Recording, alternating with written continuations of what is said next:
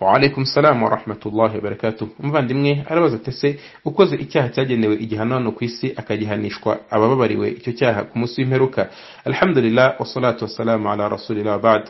Ukoze icyaha gifite igihano cyagenwe n'amategeko ya Islam hano ku isi hanyuma agahanishwa cya gihano hano mu isi, ibi ngibi biba bihagije. Iki cyaha ntagongera kukibazwa ku munsi w'imperuka keretse aramutse yongeye kugikora nibwo yakenera kongera guhabwa igihano cyangwa se nyagasani akazayimuhanisha, kubera ko igihano cyagenwe mu cyaha icyo gihe nicyo kiba ari inyishyu cyangwa se ikiru cya cyaha n'utanze ikiru cy'icyaha icyo gihe cya cyaha kimuvaho. Nibyo bigaragara muri hadithi sahih, muri hadithi za Bukhari na Muslim, muri hadithi za Ubadah bin Samit radiyallahu anhu, ko avuga ko umunsi umwe bari kumwe n'intumwa y'Imana sallallahu alayhi wasallama, bicaye mu cyicaro intumwa y'Imana sallallahu alayhi wasallama ikababwira iti atubayi'uni ala alla tushriku billahi shay'an, atese muransezeranya mpamirije ko mutazigera mubangikanya Imana n'icyo ari cyo cyose,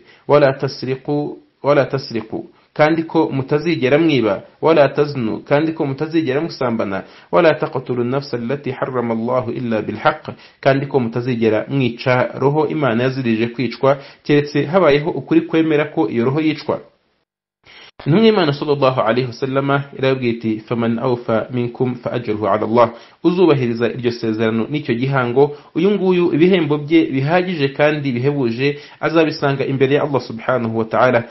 Intumwa y'Imana irabwira iti waman asaba shay'an min dhalika fa'uqiba bihi fahuwa kafaratun lahu, na wa wundi uzagwa muri kimwe muri ibyo byaha hanyuma agahanwa hano ku isi ku bihano byagenwe, ibyo bizaba ari cyo kiru cy'icyo cyaha cye, bisobanuye ngo icyo gihe azaba nta kindi abazwa n'Uwiteka Allah subhanahu wa ta'ala.